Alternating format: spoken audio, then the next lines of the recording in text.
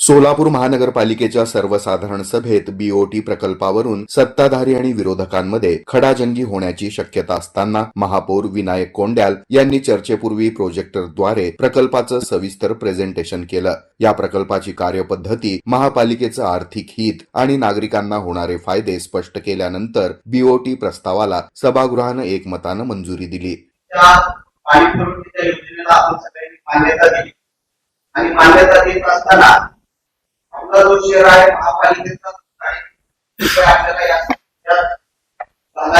लागणार 350 कोटी रुपये आपल्याला उपलब्ध करत असताना हे 350 कोटी रुपये आपल्याला 2 ते 3 वर्षात आपल्याला उपलब्ध करायचे. त्याच्यात 200 कोटी रुपये आपल्याला बॉन्डच्या माध्यमातून उभा करायचे. 300 कोटी रुपये हे आपल्याला महापालिकेच्या उत्पन्नाच्या ह्याच्यामध्ये आणि 150 कोटी रुपये जर द्यायचे असतील तर आपण त्यावेळेस चर्चा केली माध्यमातून आपण पैसे उभा करू शकतो. त्यावेळेस आपलं बजेट झालं. त्या बजेटमध्ये प्रत्येक पक्षाच्या ज्या सूचना उपसूचना झाल्या त्यामध्ये उत्पन्न वाढीचा ज्यावेळेस विषय आला त्यावेळेस प्रत्येक पक्षाने सांगितलं की बीओटीच्या माध्यमातून आपण महापालिकेचं उत्पन्न वाढवू. या संदर्भातला हा विषय आला. हा विषय सभागृहाकडे येत असताना या ज्या 7 जागा आल्या त्या 7 जागांचा उल्लेख करत असताना त्या 7 जागा आपल्याकडे विषय आला. हा विषय ही कंपनी नेमण्याच्या आधी आला होता, पण मधल्या काळात आचारसंहिता असल्यामुळे हा विषय आपण घेऊ शकलो नाही. आणि या 7 विषयांचे आता ज्यांनी प्रेझेंटेशन केलं त्या प्रेझेंटेशन मध्ये जवळपास 30 जागांचं त्यांनी सर्वे केला. हे सर्वे करत असताना त्यांनी त्याला प्रत्येक विषयाला मार्किंग दिलं. मार्किंग देत असताना सगळं समोर त्याच्यात कुठल्याही पद्धतीचा झुका अजेंडा नाही किंवा काय नाही. आपण आज जरी सभागृहाने काही निर्णय केला तरी हे सगळं शासनाकडे जाणार आहे, शासनाची मान्यता येणार आहे. शासनाच्या मान्यतेनंतर त्या ही सगळी प्रक्रिया राबवली जाते. ही प्रक्रिया पूर्णपणे पारदर्शी आहे. याच्यात कुठेही शंका घेण्यासारखं नाही. प्रत्येक वेळेस जीबीची मान्यता मिळत हेच आपण करणार आहे. या पद्धतीने काम होणार नाही. माझ्या आपल्या सगळ्यांना सभागृह नेता म्हणून विनंती की हा अतिशय चांगला प्रोजेक्ट आहे, त्याचा आपण सगळ्यांनी विचार करावा. आपण ज्या सूचना दिली त्यानुसार सगळं निर्णय दाखवले त्याच्यात ते आपण काही शंका नाही. आपल्या शंका आपण आपल्या सभागृहात निरसन करू जेणेकरून येणाऱ्या काळात आपल्याला चांगल्या पद्धतीचं उत्पन्न महापालिका सक्षम होण्याचे आपण करावं. दरम्यान नगरसेवक चेतन नरोटे यांनी शाळा आणि मैदानांसाठी आरक्षित जागा विकासासाठी देण्यास विरोध दर्शवला. मात्र शहराच्या विकासासाठी व्यावसायिक जागा विकसित करण्यास आपला पाठिंबा राहील अशी भूमिका त्यांनी मांडली. शहराच्या पाण्याच्या कुठल्याही नाही आणि आमच्या उपसूचनेमध्ये आहे जे गाळेधारक आहेत त्यांच्यावर अन्याय होऊ नये, फर्स्ट प्रायोरिटी द्यावी. आणि सूचना माननीय महापौर साहेब शाळा असतील सभागृहामध्ये दुसरा विषय वाचायचा. माननीय महापौर साहेब विषय क्रमांक 152 सूचना केली एकमताने. सूचना केली नाही एकमताने. कुठं केलंय? आम्ही माघारी घेतल्यावरच करता का तुम्ही? नाही तुम्ही आधीच उपसूचना आधीच मांडली ना. सूचना तेच सांगालो ना मी. तरी मला मदत बोलले. सूचनेत तुम्ही उपसूचनेमध्ये प्रेझेंटेशन मागितलं होतं. प्रेझेंटेशन ठीक आहे. तुम्ही सूचनेला समर्थन दिलंय ना. समर्थन दिलंय ना सूचनेला. उपसूचना त्यांना तुम्ही सिक्युरिटी ठेवणार आहात. त्यांच्यावर कुठे अन्याय होणार नाही. दुरुस्तीचं एकमत. हा बस ओके. नगरसेवक अमोल शिंदे यांनी महापालिकेच्या 30 कोटी रुपयांच्या ठेवींचा मुद्दा उपस्थित केला. या रकमेवर व्याज मिळत नसल्यानं महिन्याला सुमारे 15 लाख रुपयांचं नुकसान होत असल्याचा दावा करत रक्कम तातडीनं बँकेत ठेवण्याची मागणी यावेळी त्यांनी केली. आनंद आहे की तुम्ही चांगला निर्णय घेतला. तुम्ही त्या 2च जागा विकसित करण्याचा, पण हे करत असताना आम्ही एकमताने करताना आमचं असं म्हणणं आहे साहेब त्या 7 पैकी उरलेल्या 5 जागेला पुढे सुद्धा मान्यता नाही. नाहीतर असं म्हणा की आता तात्पुरती 2 घेतली आहे आणि तुम्ही परत भविष्यात आम्ही काय करणार आहे. ज्याच्यावर आरक्षण आहे, शाळा आहे, ग्राउंड आहे, तिथं कुठेही आम्ही त्याच्यासाठी समर्थन आज नाही, उद्या नाही, कधीही करणार नाही. आम्ही विकास कामात तुमच्या सोबत आहे, पण सोलापूरकरांवर कुठेही अन्याय होणार असेल, कुणाच्या हक्काच्या जागा जाणार असतील, खेळायला ग्राउंड नाही, कशा पद्धतीने तुम्हाला माहित आपल्या शहरामध्ये अजून बऱ्याचशा पर्याय आहेत आपल्याकडे. तुमच्या तुम्ही 28 जागा म्हणताय, आपण चर्चा केली. आता गणेशदादांनी सांगितलं की प्रत्येक प्रभागात द्या. वास्तविक साहेब आपले जकातनाके महानगरपालिकेचे बंद झाले. प्रत्येक हायवेला सोलापूर शहराच्या प्रत्येक रस्त्यावर आपल्या स्वतःच्या मालकीच्या जागा आहेत, त्या सुद्धा तुम्ही पीओटीवर काढू शकता. आयुक्त साहेब ते एवढ्या मोठ्यात पुन्हा नाक्याला आपल्या एकरच्या वरची जागा आपल्याला पुन्हा नाक्याला आहे, हैदराबाद रोडला आहे, विजापूर रोडला आहे. अशा जागा की जेणेकरून तिथं नवीन काय कॉम्प्लेक्स उभं करता येतील, हॉटेल्सला भाड्यात देता येतील, ते पीओटीवर काढता येतील. त्या गोष्टी करा त्या शहराच्या बाहेर. आणि त्या बऱ्याच दिवसापासून पडले तिथं अतिक्रमण वाढवले.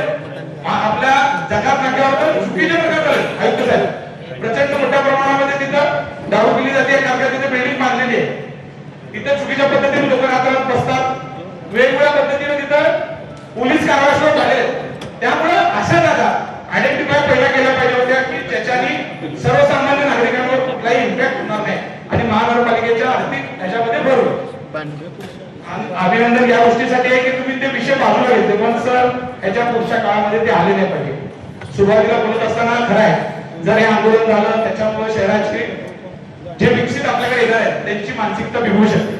पण साहेब ह्याच्या आधी जे ऑलरेडी जे प्रोजेक्ट झालेले आहेत पीओटीवरचे, ते प्रोजेक्ट अजून आपण पूर्ण करू शकलो नाही. ज्या लोकांनी पैसे लावलेत त्या लोकांना त्यांचा मोबदला अजून मिळालेला नाही. ज्यांनी पैसे लावलेत त्याच्या बाजूने पण थोडासा विचार केला पाहिजे. कारण एखादा माणूस 10 कोटी 15 कोटी रुपये जेव्हा तिथे इन्व्हेस्टमेंट करताय तर त्यावेळेस त्याही माणसाचा विचार त्याला सुद्धा आपण करणं तितकंच योग्य आहे. मला आयुक्त साहेबांना, महापौर साहेबांना विनंती आहे की ते 2 प्रोजेक्ट त्याच्यामध्ये महापालिकेचं आर्थिक नुकसान तर व्हायला आहे, पण ज्यांनी आपल्या सोबत आले त्यांचं अधिकचं नुकसान व्हायला, तर त्या प्रोजेक्टच्या बाबतीत सुद्धा सकारात्मक निर्णय महापौर साहेब आपण नजीकच्या काळात घ्यावा की जेणेकरून नवीन लोक येतील आपल्याकडे. जुन्या लोकांना आपण मदत करत नाही, नवीन लोकांना काय आश्वासन करणार की जुने लोक जे अडकले त्यांना तुम्ही एकदाही फायदा देत नाही, त्यांचं नुकसान आर्थिक होत आहे. आणि नवीन लोकांना तर माझं असं म्हणणं आहे की जुन्या लोकांनाही तुम्ही मदत केली पाहिजे. नवीन ज्या जागा तुम्ही आता आणणार आहे त्यामध्ये ज्या 2 जागा आहेत त्याचा परत एकदा प्रॉपर जेव्हा डीपीआर तयार होईल किंवा त्याचे काही एस्टिमेट पासून सगळं प्लॅन सहित जे होईल ते या सभागृहासमोर आलं पाहिजे. शेवट निर्णय आपण सभागृह म्हणून घेतोय, पण ते आम्हाला सगळ्या गोष्टी माहीत असल्या पाहिजेत आणि कॉन्ट्रॅक्टर ठरला नाही असं मी अपेक्षित ठेवतो. कारण काय माहिती आहे गुजरातचे कुठले आहे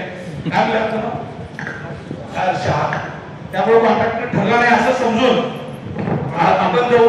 आणि बापूसाहेब आम्ही एवढं फार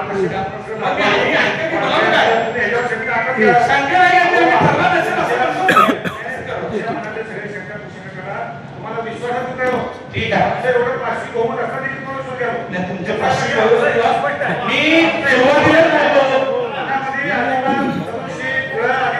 मी म्हटलो काय तुमचं पाचशे बहुमत असल्यामुळं इंद्रभवनला चाकलं तुम्ही फक्त नेणार नाही याची गॅरंटी द्या.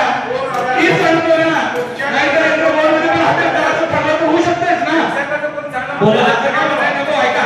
माझं म्हणणं आहे एक मतानं जर करायचं असेल तर हे 5 विषय सभागृहात परत येणार नाहीत याची काळजी आपण घ्यावी.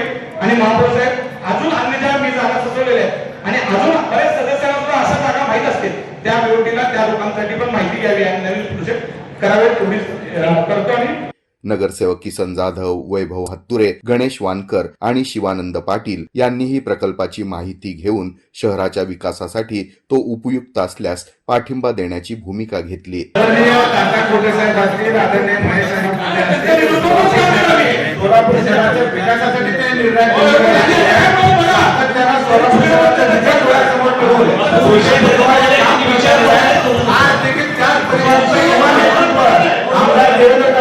सक्षम पद्धतीने कमी काळामध्ये घेऊन काम करतोय. हे परिवाराचं काम आहे, हे स्वतः नाही आहे. सभागृहामध्ये चेअरमन होते, महापौर होते आणि सभागृहामध्ये एक चांगला निर्णय या ठिकाणी सोलापूर शहराला दाखवून दिलेला आहे आणि आपला अभिनंदन करतो. या ठिकाणी चांगले विषय येणार आहे. त्याच्याबरोबर सभागृहातले सर्व लोक, सर्व नगरसेवक आमच्या बरोबर असतील आणि विकासाच्या विषयाला दुसरीकडे वळत न देता जे विषय चांगले आहेत त्याची सुद्धा प्रसिद्धी प्रसार माध्यमांनी योग्य पद्धतीने करावी अशा प्रकारची मी विनंती करते. आणि महापौर साहेब त्याचबरोबर आमच्या या सगळ्या प्रक्रियेकडे असलेलं केंद्र शासन, राज्य शासन आणि पालकमंत्री त्याचबरोबर आमचे महापौर, सभागृह नेते, आपले सगळे पदाधिकारी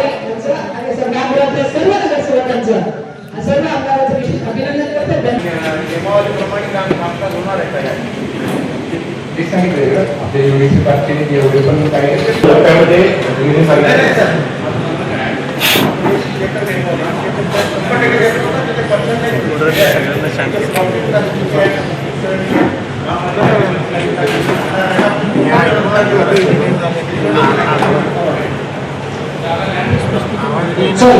लैंड तो हमको उनको पूरी देनी पड़ेगी, तभी आपका उसका लैंड का पूरा प्रोटेक्शन मिलेगा। लैंड हम उनको पूरी देंगे, बट हम उनको ना लीज में देंगे, ना हम उसको एक और वैलिडेशन देंगे, हम उसको सिर्फ डेवलप करने का राइट देंगे। रेशो आहे ना, शासन प्रणालीचा रेशो आहे, वॉकिंग सिटी आहे, बेसिकली जैसे एटलीस्ट जो बात है उसका हम डिटेल त्यासाठी आपले सोलापूरचे जी आप प्रैक्टिकल है पता नहीं, लेकिन अगर ये पानी का प्रोजेक्ट है हमारा बहुत इम्पोर्टेंट जी हमारे हिसाब से हमारे पालन गवर्नमेंट ने किया है, जी। तो हमको कैसे भी करके पानी के लिए कुछ ना कुछ हमको अवेलेबल करना है, लेकिन आप ऐसा कुछ बनाओ कि इसमें से ज्यादा फिगर आ सके, उनको भी 2 पैसा मिल सके, इतना ही बता देना सर। मात्र मागील बीओटी प्रकल्पाप्रमाणे महापालिकेचं नुकसान होऊ नये अशी अपेक्षा त्यांनी यावेळी व्यक्त केली।